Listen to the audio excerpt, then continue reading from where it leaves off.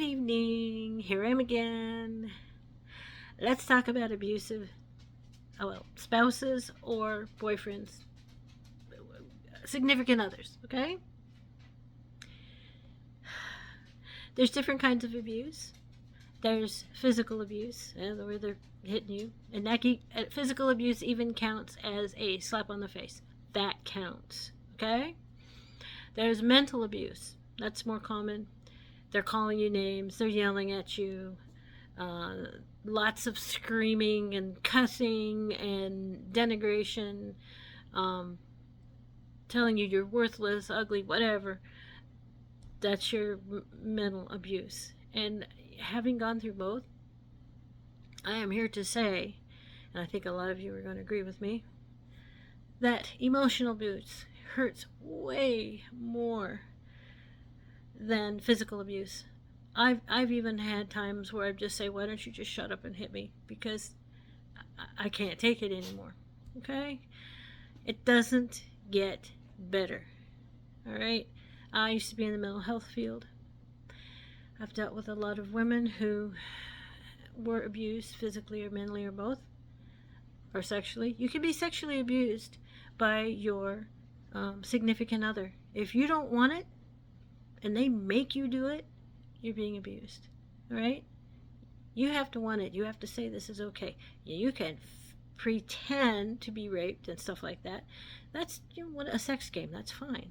But if you really don't want it and they hold you down and do it anyway, you're being raped. That's sexual abuse. Okay? So that's 3 kinds anyway. To get back to it,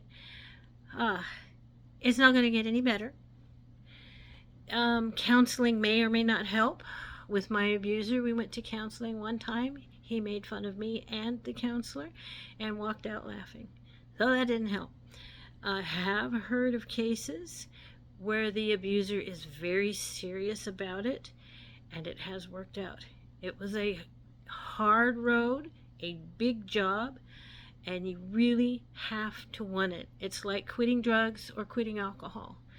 It becomes a habit. You have to want to do it.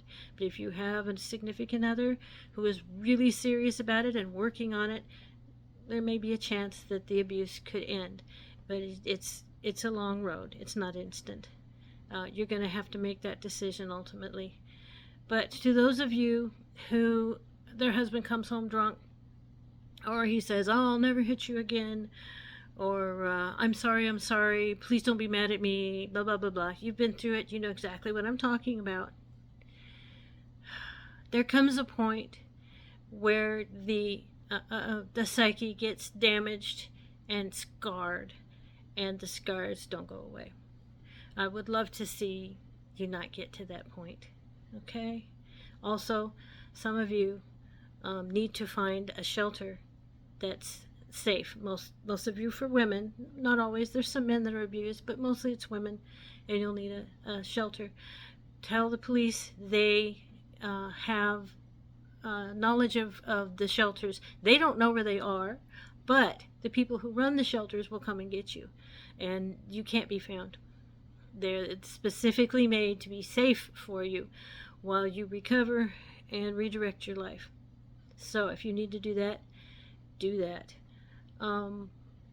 I've counseled women who have left and then thought better of it and come back, and every single one ended up in the hospital or ended up with a broken arm or black eyes. It's not going to happen, and they're going to be extra angry because you left them. So please think about that. And if you have kids, and I had kids, I stayed for the kids. You know what?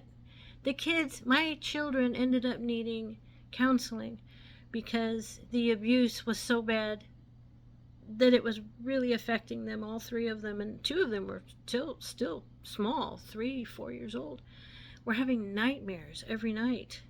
And so I took them to my counselor, and they did play therapy and stuff. Come to find out that it was all the screaming and yelling that my husband was telling them that they were worthless and stuff.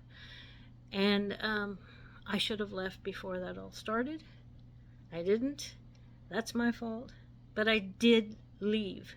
Now, when I left, I lost everything. My husband got rid of all the furniture, the pets, gave the house back to the bank, all of that stuff. But I had the kids. And me ended up living relatively normally, happily ever after. I mean, I had 4 and they all have various degrees of damage done because I really stayed too long. But that is on me. And we're doing okay. So, think about it. Talk to somebody. If you need to be safe, there are ways. Actually, a lot of bathrooms have a 1-800 number you can call to be safe. There's ways. So anyway, that's my 2 cents.